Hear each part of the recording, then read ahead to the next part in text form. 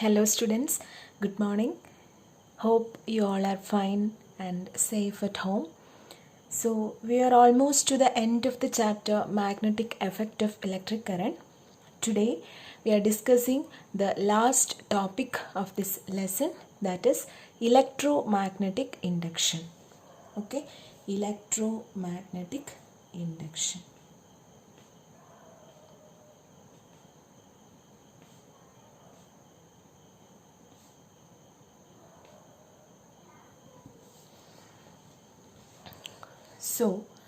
So far we have discussed that when a current carrying conductor is placed in a magnetic field such that the direction of current is perpendicular to the magnetic field, it experiences a force.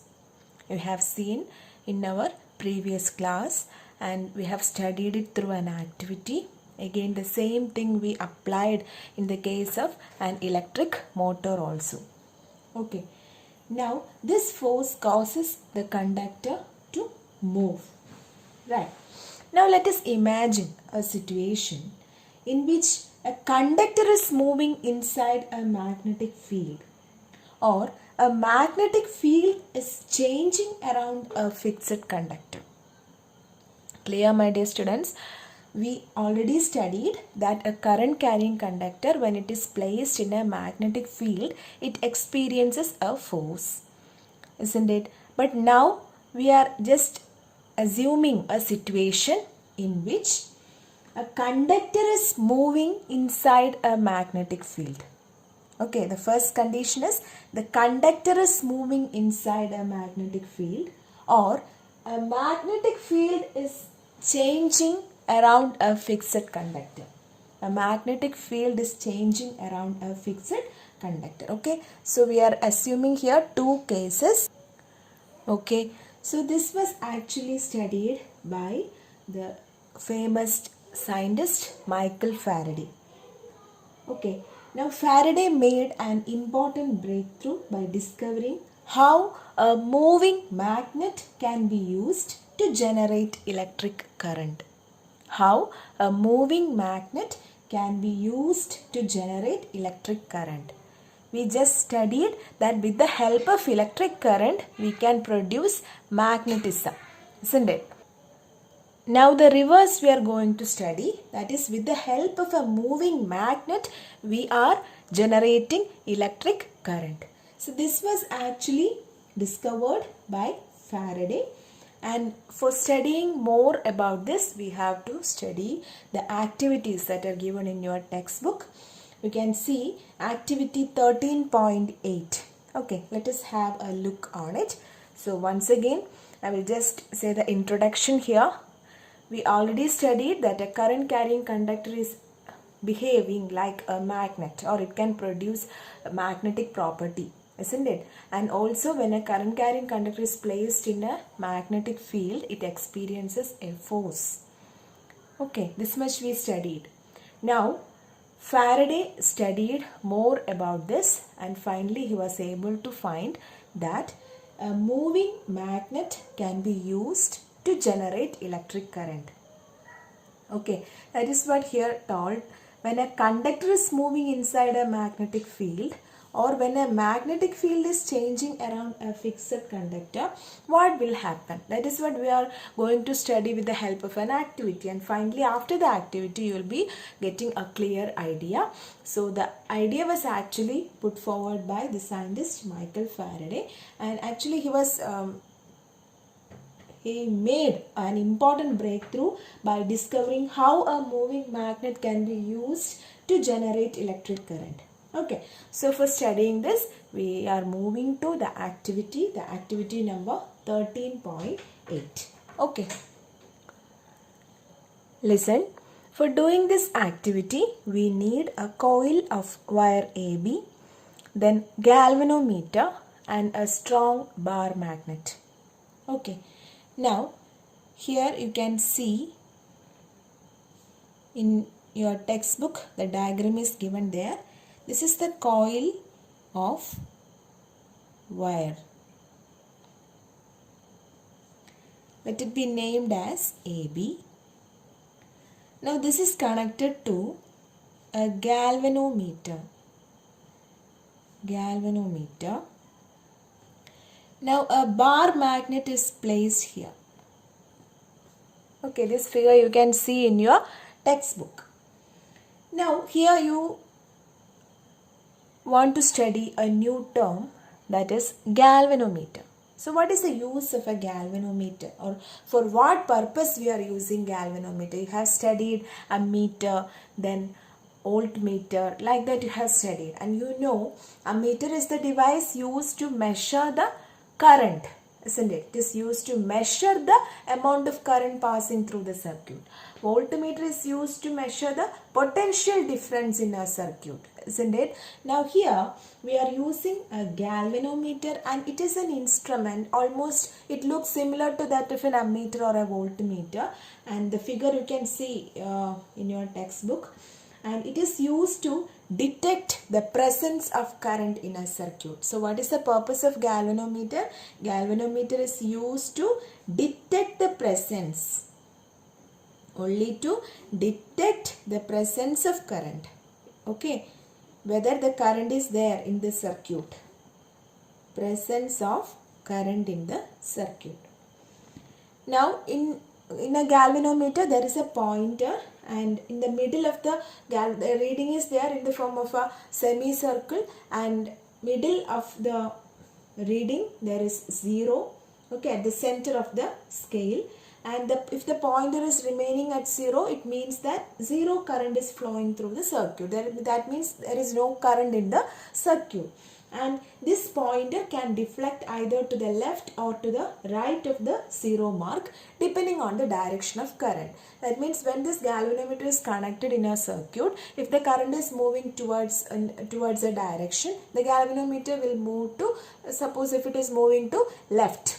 Okay, then again if you are reversing the direction of current in a circuit, it will move in the opposite direction, that means towards the right. So galvanometer is a device which can detect the presence, whether current is there, current is moving in which direction, that all things we can detect with the help of a galvanometer. And always the galvanometer is connected in series with the circuit. Okay, galvanometer is connected here in this activity also, and the purpose of galvanometer is to detect whether any amount of current is flowing in the circuit. If there is any current produced in the circuit, the galvanometer will deflect either to the left or to the right. Okay, so what all things we need? A coil of wire AB, then a galvanometer and a bar magnet. Now we can start the activity. Here we are taking a coil of wire AB which is having a large number of turns. Okay, it has large number of windings, large number of turns, and it is connected, the ends are connected to a galvanometer. Understand? Now we are taking a strong bar magnet and we are moving its north pole towards the end B of the coil. That means here we have north pole. Okay, then here it will be south pole, isn't it? So two poles are there, one end is north, means other end will be south. So the north pole we are moving towards the end B. Clear? Then we are just observing whether there is any change in the galvanometer needle. Okay, then you can see a momentary deflection. Momentary deflection, what does it mean? Means a very small deflection, just for a second. Okay, just for a few minutes or seconds. So there is a momentary deflection in the needle of the galvanometer. Suppose if you are taking that it moved towards right. Okay, galvanometer, the pointer moved towards right, suppose. Okay, then the deflection becomes 0 the moment the motion of the magnet stops. That means only when you move this magnet, you can see a deflection towards the right side. If you are stopping the movement, means again the deflection will come to the 0 value, 0 mark of the scale. Understand? So what did you observe? There is a momentary deflection. The word is important, momentary deflection. And if it is towards right, it indicates that some amount of current is produced when you move the magnet. Isn't it? Now, when you are withdrawing the north pole of the magnet away from the coil, first you moved the north pole towards B, then you withdrawn the north pole away from the coil. Again you can see a momentary deflection in the galvanometer which is towards the left side. First it shone towards the right side, then it moved towards the left side. So what does it indicate? As it indicate that there is again a current is produced and it is just opposite to the first. Isn't it? Okay. Now you are placing the magnet stationary at a point near to the coil without any movement. And you are placing the north pole towards end B of the coil. Okay. Then you can see that the galvanometer needle deflects towards the right when you are moving the coil towards the north pole. Okay. First we moved the magnet towards B and away from B. Then you can see a current. Now you are fixing the magnet here, but you are moving the coil. At that time, again, the needle moves towards moves towards right. And if you are moving the coil away, you can see that the needle moves towards the left. Understand? So, what does it indicate? With the help of movement, either the magnet or the coil, you can produce current here. Isn't it? And if you are placing both these as stationary, that is without any movement, if you are placing there, if there is no deflection in the galvanometer, the reading is 0. Okay. So, what are the points we want to note here? First of all, when the magnet is moved,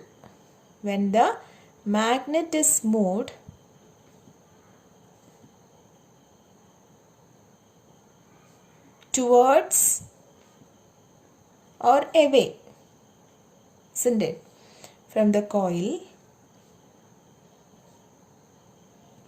there is a momentary deflection which indicates that a small amount of current is produced in the coil.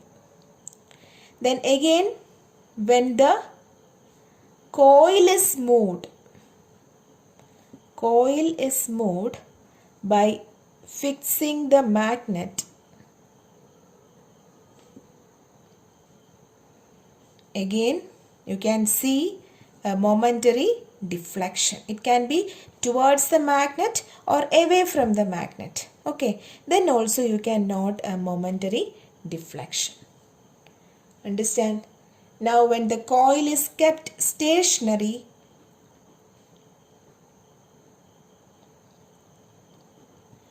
and the magnet is also stationary, if both are at rest, there is no deflection.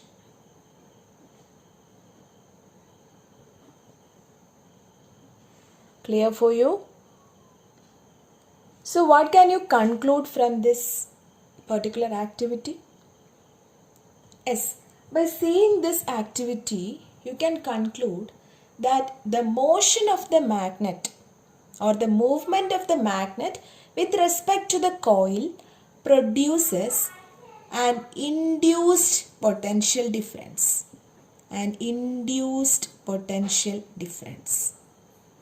Okay, and this induced potential difference sets up an induced electric current.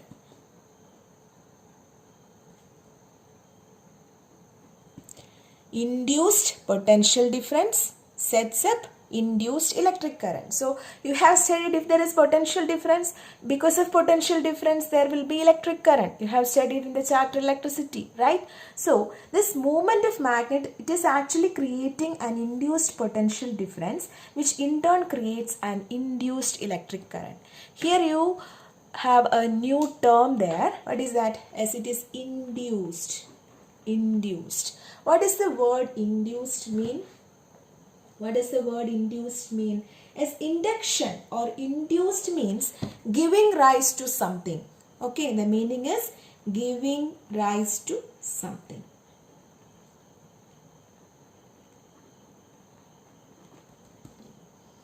Because you know, without the help of a battery or without the help of any other thing, current is produced, isn't it? Only because of the change here. That is, when you are moving a magnet towards the coil, there will be change in the magnetic field lines, isn't it? Or when you are moving the moving the coil towards the magnet also, there will be change in the magnetic field lines. And because of this change, a current is produced, and we call that current as induced current. Induced potential difference is set up inside the circuit. As a result, induced current is produced in the circuit. Clear? So, this is what the conclusion of this particular experiment. And from this experiment, he could explain, or Faraday could generate one of the most important phenomenon related to magnetic effect of current, that is electromagnetic induction. Electromagnetic induction. After that we will define the term electromagnetic induction. Okay. Now check our second activity. It is activity 13.9 given in your textbook. Here we are taking two different coils. You can see two different coils. This is coil number 1 and this is coil number 2. Okay. Now here it is having large number of turns here. Now we inserted these two coils over a non-conducting cylindrical rod. This is a cylindrical rod. You can use a thick paper rod for this purpose, and two coils are there wounded over this non-cylindrical paper rod. So this is our non-conducting cylindrical paper roll, okay, over which we have wound two coils. Clear? Now, the coil number 1 is connected in series with a battery as well as a plug key. Okay. Now, coil number 2 is connected with a galvanometer. Clear? First, what we are doing is we are switching on this key. So this key is plugged in, and you just observe the galvanometer, and suddenly when you switch this key, you can see a small deflection, a momentary deflection or an instant deflection in a galvanometer. That means the galvanometer just jumps to one side and come back to its original position. Understand? Indicating that a momentary current is produced in coil number 2. Okay? What did you do here? Is first you switch on this key. At that time, current starts to flow through this coil, isn't it? But suddenly you can observe a small deflection, a momentary deflection in the galvanometer. That means the galvanometer just jumps and come back to its original position, mean position. Okay. The galvanometer will be like this, and here it is 0, and towards the right as well as towards the left there will be readings like this. So if large amount of current is there or it moves to one direction, it will move to right. Again, if it is opposite means it will show here. So what happened here is when you just switch it on, this key, this galvanometer deflects, suddenly it jumps to this side and come back to the mean position, which is the 0 value. Understand? This is what observed here. Then you disconnected the coil number 1 from the battery. How can you disconnect? Yes, you can switch it off. The plug is off.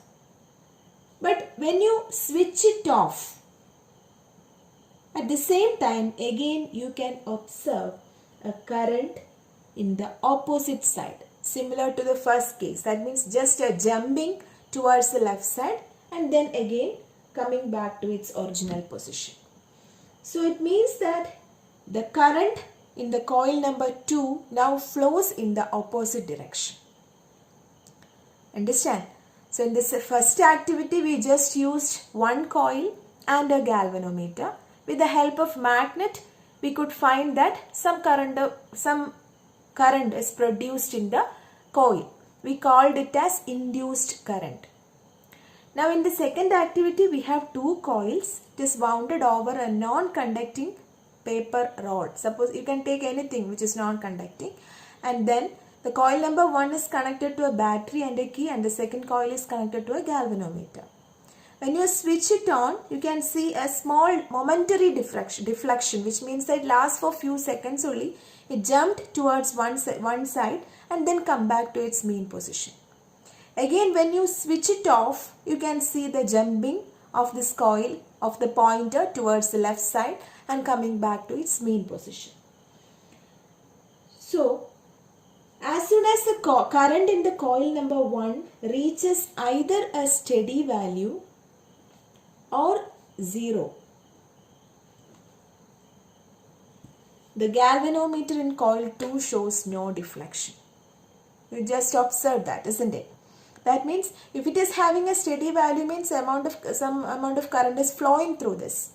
It is already on and current is flowing through this. As there is zero deflection in the galvanometer. And if it is 0, if the current is 0, means yes, it is zero deflection in the galvanometer. But when did it show this deflection? Only in two cases. That is, whenever the electric current through the coil number 1 is changing. Okay, whenever the current in coil number 1 is changing, you can see the deflection. That means either starting or stopping. Two cases, isn't it? Just when you switch it on as well as when you switch it off. At two times you can see this momentary deflection. When you switch it on and the current starts to flow through the coil, means here the galvanometer in zero deflection, showing zero deflection. Again, when you switch it off, no current flows through the coil number 1 also, galvanometer shows zero deflection. So only in these two cases, at just the moment when you start and when you stop, you can see a momentary deflection, an instant deflection on the galvanometer. So what can you conclude from these observations? Yes, we can conclude that a potential difference is induced. Potential difference is induced in which coil? In coil number 2. Isn't it? When, what is the condition? As whenever the electric current through coil number 1 is changing. Changing. This word is important. Okay. So, the induced potential difference is created in coil number 2 whenever the electric current through coil number 1 is changing. That means either starting or stopping. So, here this coil number 1 can be called as the primary coil. Coil number 1 can be called as the primary coil. Okay. So, what will you call the coil number 2? Yes, coil number 2 is the secondary coil. Coil number 1 primary coil and coil number 2 is the secondary coil. Now you can clearly explain that as the current in the first coil changes or as the current in the primary coil changes, what will happen? You know, when if there is current is flowing, surely it will be showing magnetic property, right? So here the magnetic field will change. When you change the current, the magnetic field will also changes. The magnetic field associated with this coil number 1 will change, isn't it? This what will happen? Since this coil is having a magnetic property, means magnetic field lines are there. Magnetic field lines are produced around this coil. And the magnetic field lines around the secondary coil also change. Magnetic field lines if the magnetic field lines change here, or magnetic property, magnetism is changing here, the magnetic field lines around the second coil will also change. And the change in the magnetic field lines associated with the secondary coil is the cause of induced electric current. Okay, so when you are passing current through the coil, when you pass the current through the coil, it will behave like a magnet. So changing the current means magnetic field around this also change. Magnetic field will be like this, right? So again, around the secondary coil also there will be change in the magnetic field. As a result of the change in magnetic field, what will happen? Induced potential difference is created, or induced electric current is generated. Okay, so the process by which a changing magnetic field in a conductor induces a current in another conductor. Actually, the magnetic field changed around this conductor. Because of that, a current is induced in the second coil, isn't it? So, the process by which a changing magnetic field in a conductor induces a current in another conductor is called electromagnetic induction. Okay, in the first activity also, by moving the magnet you are inducing a current. So that is in a single coil. In a single coil itself we are inducing current. That we can call as self-induction. Okay, detail you will study in your higher classes. Anyway, just understand the name only. That is self-induction. That is single coil inducing current in a coil with the help of a moving magnet. Understand, that is self-induction. Here you have two coils, and in the first coil you are changing the magnetic field. By changing the current, magnetic field will also change. As a result of the change in magnetic field, you are inducing a current in the second coil. That is, primary coil is there, secondary coil is there.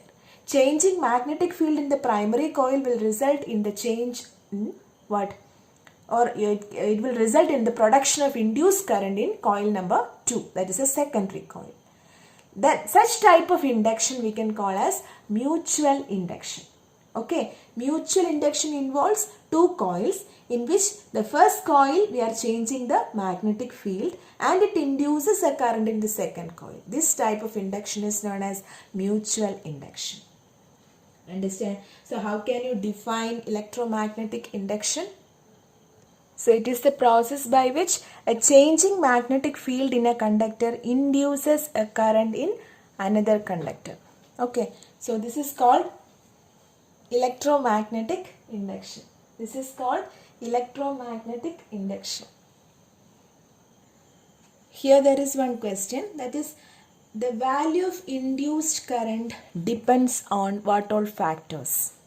You know, with the changing magnetic field in one coil, you are able to produce induced current in the second coil, right? So this induced current depends upon some factors. So what are the factors? First of all, the rate of change of current